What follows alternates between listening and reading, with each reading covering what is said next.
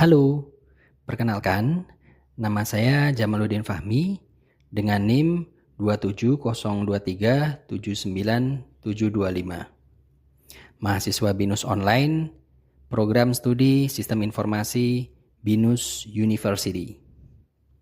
Pada kesempatan ini, saya akan membahas mengenai pentingnya menjaga kesehatan fisik dan mental di tempat kerja.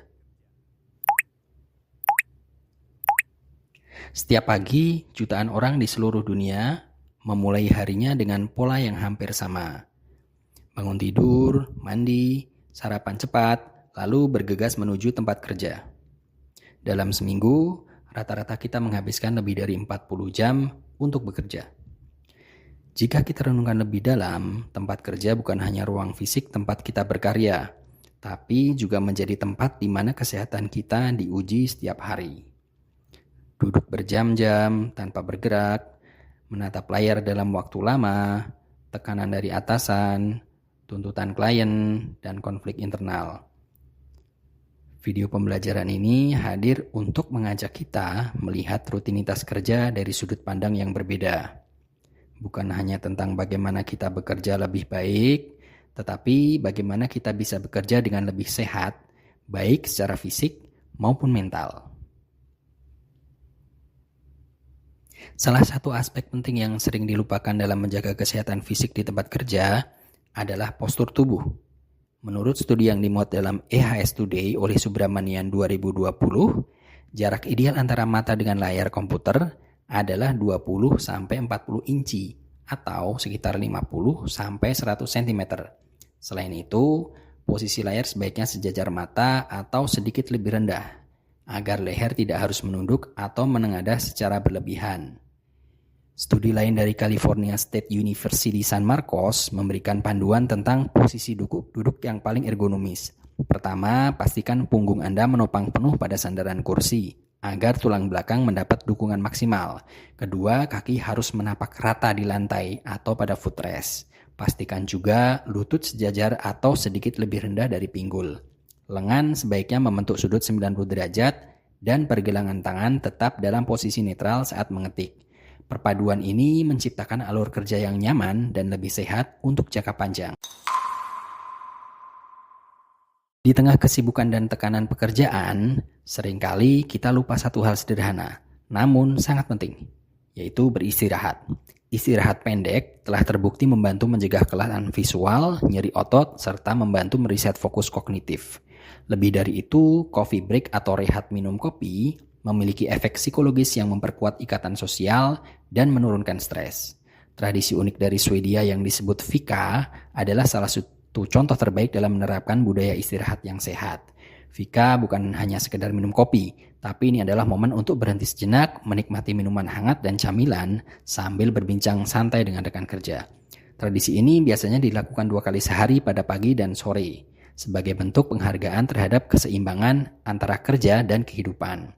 Apa yang membuat Fika begitu istimewa adalah bagaimana perusahaan-perusahaan di Swedia mengakui pentingnya secara formal. Beberapa organisasi bahkan menyediakan ruang khusus yang disebut sebagai Fika Room. Dan dalam beberapa kasus, waktu Fika tertulis dalam kontrak kerja sebagai bagian dari budaya perusahaan. Hal ini bukan hanya soal kenyamanan, tapi juga soal produktivitas. Sebuah studi dari MIT yang bekerja sama dengan Bank of America menemukan bahwa tim yang rutin melakukan Fika bersama menunjukkan peningkatan komunikasi hingga 18% dan tingkat pergantian karyawan atau turnover hanya 12%, jauh lebih rendah dibandingkan rata-rata 40%. Hasil ini diterjemahkan ke dalam peningkatan produktivitas yang bernilai jutaan dolar bagi perusahaan. Tengah rutinitas kerja yang padat dan dominasi aktivitas duduk dalam waktu yang lama, penting bagi kita untuk tetap menjaga kelenturan dan kesehatan otot tubuh. Salah satu cara yang paling mudah namun sering dilupakan adalah peregangan ringan. Selain peregangan di tempat duduk, Anda juga dapat menyisipkan aktivitas fisik informal dalam keseharian di kantor. Salah satu contohnya adalah menggunakan tangga darurat ketimbang lift saat berpindah antar lantai.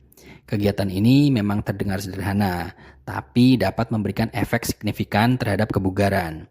Tidak perlu olahraga berat, bahkan hanya dengan menuruni tangga pun sudah cukup untuk mengaktifkan otot kaki dan melatih keseimbangan tubuh.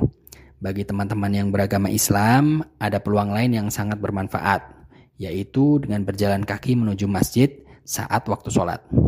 Aktivitas ini bukan hanya meningkatkan spiritualitas, tetapi juga dapat dijadikan sebagai momen untuk bergerak aktif. Bayangkan jika setiap hari Anda berjalan ke masjid 2 kali saja, itu sudah mencukupi kebutuhan aktivitas fisik ringan harian yang direkomendasikan banyak ahli kesehatan. Berjalan kaki juga dapat mengurangi stres dan menjadi jeda yang sehat dari suasana kerja yang penuh tekanan. Pola makan yang sehat bukan hanya urusan dapur, tetapi juga menjadi bagian penting dari budaya kerja yang produktif. Asupan makanan yang tepat dapat memberikan energi, menjaga fokus, serta memperkuat sistem imun tubuh. Oleh karena itu, penting bagi kita untuk memperhatikan jenis makanan yang kita konsumsi setiap hari, terutama selama jam kerja. Bagi teman-teman yang memasuki usia parubaya, perhatian terhadap pola makan menjadi semakin krusial. Tubuh tidak lagi sefleksibel saat muda, sehingga kadar kolesterol, gula darah, dan tekanan darah perlu diperhatikan secara serius. Selain makanan, asupan cairan juga memegang peranan yang tak kalah penting. Sayangnya, kesibukan seringkali membuat kita lupa untuk minum air putih secara teratur. Untuk mengatasinya, biasakan menyediakan tumbler atau botol minum pribadi berisi air mineral di meja kerja. Pilih botol berukuran cukup besar, misalnya 2 liter, agar kebutuhan harian tercukupi tanpa harus sering isi ulang. Letakkan di tempat yang mudah terlihat agar menjadi pengingat visual untuk selalu menjaga tubuh tetap terhidrasi. Stres adalah bagian tak terpisahkan dari kehidupan para pekerja, terutama mereka yang tinggal dan bekerja di kota-kota besar seperti Jakarta.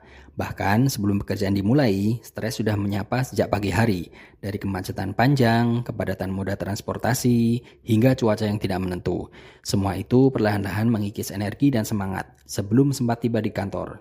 Menurut panduan dari Kementerian Kesehatan Republik Indonesia, ada beberapa langkah praktis yang dapat kita lakukan untuk mengatasi stres di tempat kerja. Langkah pertama adalah mengenali penyebab utama stres.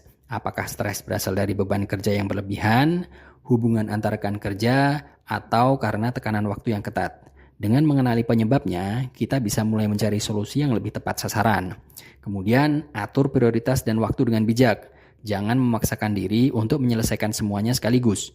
Gunakan teknik manajemen waktu seperti to-do list, skala prioritas, atau teknik Pomodoro untuk menjaga ritme kerja tetap seimbang.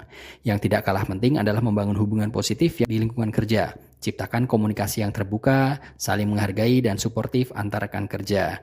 Teman-teman juga bisa berbicara dengan orang yang dipercaya, baik itu teman kerja, keluarga, maupun profesional seperti psikolog atau konselor. Terkadang, sekedar didengarkan bisa membuat beban terasa jauh lebih ringan. Ingat, menjaga kesehatan mental adalah tanggung jawab bersama.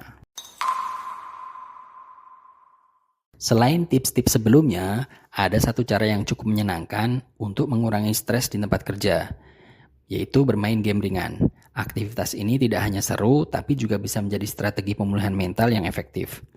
Penelitian terkini mendukung manfaat positif dari bermain game dalam konteks kesehatan mental. Sebuah studi yang dilakukan oleh Rupp dan tim pada tahun 2017 menunjukkan bahwa bermain video game ringan saat istirahat dapat membantu memulihkan suasana hati secara lebih efektif dibandingkan dengan istirahat pasif tanpa aktivitas apapun. Temuan ini juga diperkuat oleh penelitian dari Rusoniello tahun 2009 yang mengungkapkan bahwa casual games memiliki dampak signifikan dalam menurunkan tingkat stres dan meningkatkan mood pemainnya. Jadi, tidak ada salahnya menyempatkan waktu 5 hingga 10 menit untuk bermain game santai di sela pekerjaan. Dengan catatan, tetap kendalikan durasi dan konteks penggunaannya agar tidak mengganggu produktivitas kerja. Tidur seringkali dianggap remeh oleh banyak orang yang aktif bekerja, terutama di kota-kota besar dengan ritme hidup yang cepat. Padahal tidur bukan hanya sekedar istirahat dari aktivitas harian, tidur adalah proses biologis yang sangat penting untuk memulihkan fisik, menyegarkan pikiran, serta menjaga stabilitas emosional.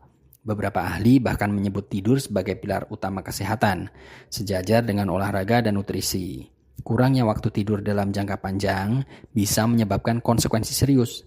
Data medis menunjukkan bahwa kurang tidur secara kronis meningkatkan risiko gangguan metabolik seperti diabetes tipe 2 dan obesitas. Selain itu, kurang tidur juga berhubungan dengan penyakit kardiovaskular seperti hipertensi dan serangan jantung. Bahkan, sistem kekebalan tubuh pun ikut melemah jika kita sering begadang atau tidak memiliki pola tidur yang konsisten. Kurang tidur juga berpengaruh langsung terhadap kesehatan mental. Banyak studi menemukan kaitan kuat antara tidur yang tidak cukup dengan peningkatan gejala depresi, kecemasan, hingga gangguan suasana hati. Tidak heran jika seorang yang kurang tidur cenderung mudah marah, sulit konsentrasi, dan kurang produktif. Sebaliknya, tidur yang cukup akan membantu menjaga kestabilan emosi dan meningkatkan kemampuan berpikir jernih dalam menghadapi tekanan pekerjaan.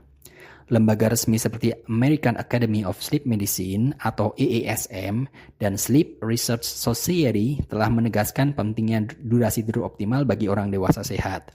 Dalam pernyataan konsensus mereka pada tahun 2015, kedua lembaga tersebut merekomendasikan 7 hingga 9 jam tidur setiap malam untuk orang dewasa berusia 18 hingga 60 tahun. Rekomendasi ini tidak dibuat sembarangan, melainkan berdasarkan sejumlah uji acak terkendali atau RCT yang mengevaluasi dampak tidur terhadap performa fisiologis dan kognitif.